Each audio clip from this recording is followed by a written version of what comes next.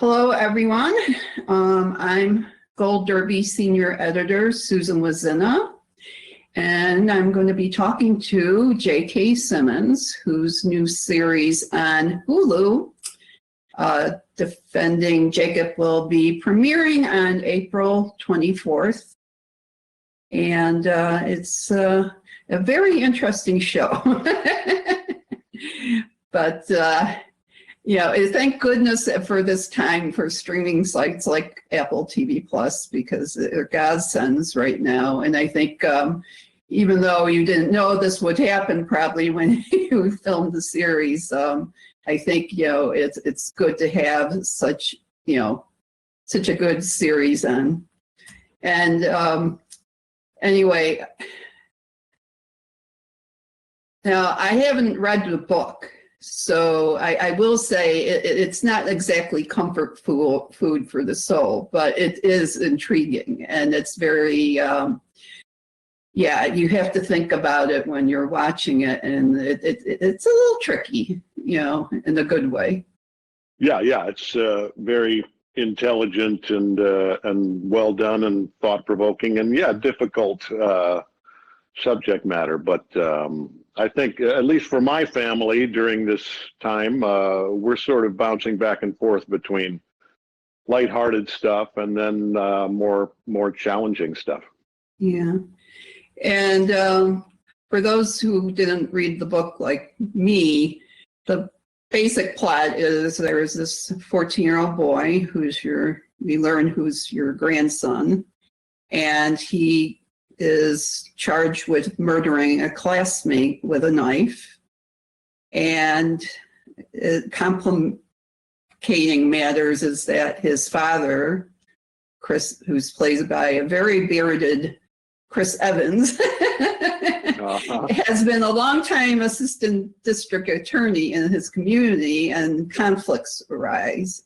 So and your character, the 3 episodes will be delivered on April 24th, and you're in the 3rd episode. And when I saw you, it's funny because I love that you have this alliterative nickname for your character, Bloody Billy Barber.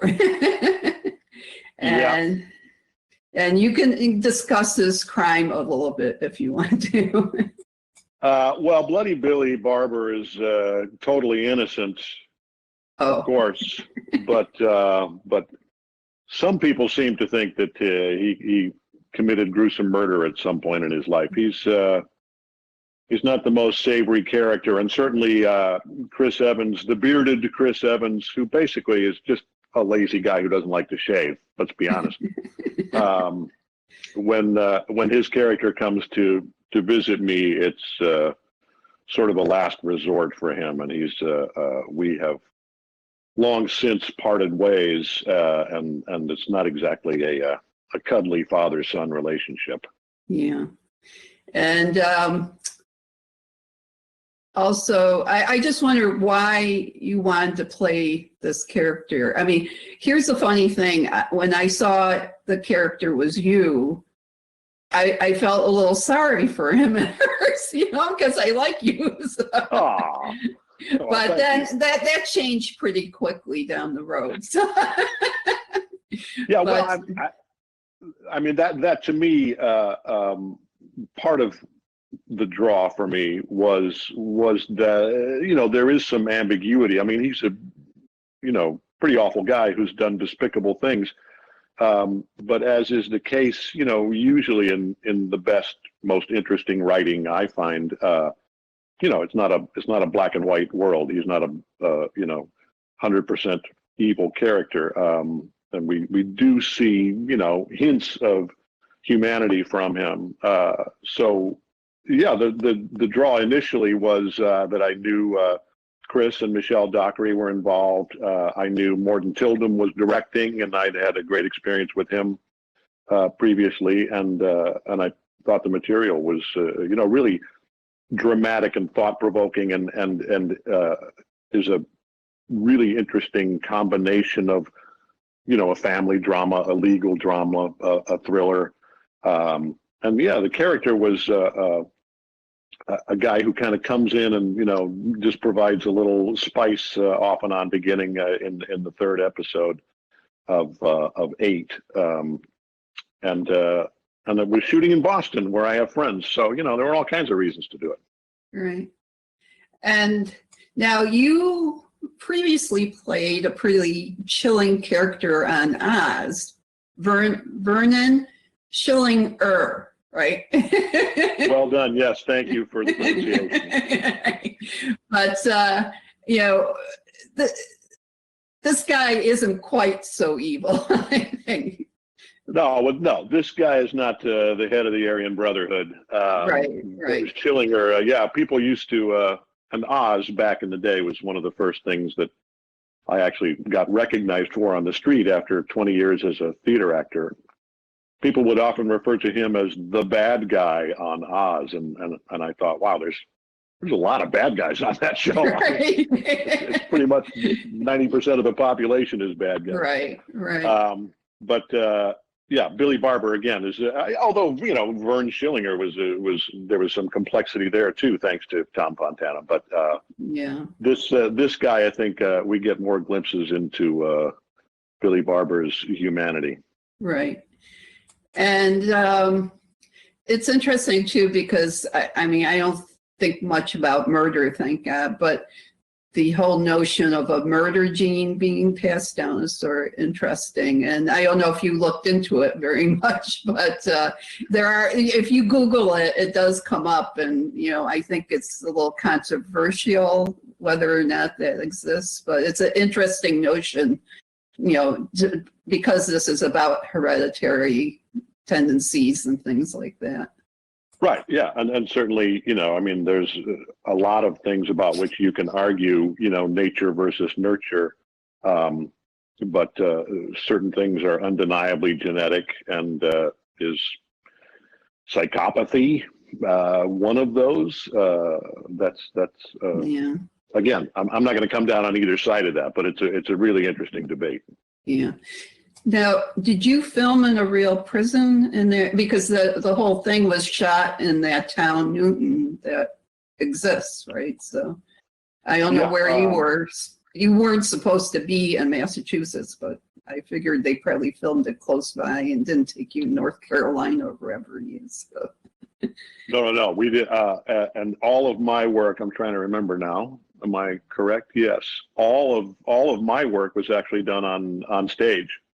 It was all sets. The prison, the visiting room, and the common room where I have some phone calls and things. So for me, it was just showing up on a sound stage for a few days and working with Chris and Michelle and getting to meet some other actors on the show. Cherry Jones, Betty Gabriel, who I'd worked with previously, and a really great cast of actors.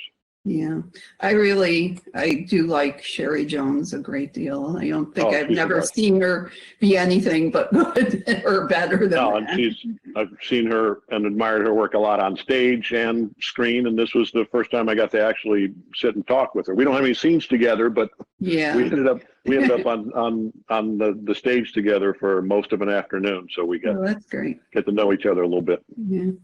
Now, did you have to put any projects on the back burner because of what's going on? Yeah, we were in the middle of, or almost at the middle, I guess, of season 4 of Billy Bob Thornton's show Goliath. And they asked me to be the antagonist for the 4th season. They do 8 episodes of a single story on Goliath. So hopefully we'll be back to work sometime this summer and get that finished, because it was a real interesting and again psychologically complex character that I was playing on that, and was really enjoying working with Billy Bob and with Lawrence Trilling, who's the showrunner, and really a great cast and crew. And speaking of which, it's, I'm very fortunate, my wife and I are, we're hunkered down here at home. We're with our kids and all's well. And I just want to put it out there that all the crews could use our support in this time because, a lot of people are out of work. Yeah. And, I forgot to ask you, I did love how you abused the phone. And that scene, I don't know how many takes it took, and then the guy's like getting all upset about you banging around and stuff. It was great. Yeah, the prop department was the most upset about that because speaking of crews, they had to put in a little extra repair work on that one. Yeah, I bet. Now, I do like your farmers insurance ads. But I just wonder, you watch enough cable news, you see all these insurance ads, and I'm thinking, wow, has he met Flo and the Geico Gecko and Doug and Emu and Mayhem? I don't know if you have a club or what, but, you're all very intriguing characters. Well, I am fans of all of those, by the way. And Mayhem and I go back to, as we were discussing earlier, The Land of Oz on HBO. Dean Winters, the actor who plays Mayhem. He and I were not cellmates, but we were prison mates in Emerald City in Oswald Maximum Security Penitentiary. So, we go back a long ways. As far as I know, Doug and the Emu were not incarcerated. Okay. And you're also the voice of the Yellow M&M. Who knew? Indeed. And that's been like a long-running and very sweet job. Yeah. And, of course, I can't avoid mentioning Whiplash. And I just wonder, have you been spending time, dusting off all the trophies you won for that role or what? Well, we are definitely doing our own house cleaning, that's for sure. Everybody is, yeah. Or not. Or not, yeah. No, the trophies, the trophies have a variety of locations around the house as bookends and things, and obviously that whole experience and the brilliant Damien Chazelle was a real blessing for me, and getting to do that role across from Miles Teller, it was a real treat. But I don't know if you know this, because sometimes we send out certificates, but we had this voting thing amongst Gold Derby users that we asked for like the best of the decade, and you won for Best Supporting Actor Performance of the Decade for Whiplash. So I hope you know that. I did. Yes, of course I did see that, and I thank you and the Gold Derby for that. That was a nice extra special honor on top of it all. The cherry on top. Yeah. Do drummers come up to you and go, "Oh my God"? All the time now. And of course, both of my kids are musicians, and as it turns out, neither one has ended up primarily as a drummer, but they both play the drum set too. So drummers and musicians in general, but especially drummers, will come up to me with a combination of sort of maybe a little admiration, but maybe more terror in their eyes about that movie and how it portrayed that relationship. And a lot of them had similar teachers along the road. So is that a thing for drum teachers to be mean? They're always banging on something. Right? Yeah, you gotta take a little violence. I think it's a thing for perfectionists in any realm. And the closest I ever came to that was probably a football coach when I was in high school. That kind of maybe a little too dedicated to what he was trying to accomplish. Yeah. Well, I want to end on defending Jacob, and I don't know if there's something else you want to add about it to intrigue people who might want to watch it. Well, one of my favorite aspects of it, aside from the great cast, again with Chris Evans and Michelle Dockery, Sherry Jones, Betty Gabriel, is the twists and turns that it takes, and it's it's a real psychological thriller in a way, and a bit of a puzzler, in addition to being a really affecting family drama. So to me, it satisfies the two main boxes of I want to be involved, I want to be stimulated up here, and I want to be stimulated down here as well, and this really does both. Okay.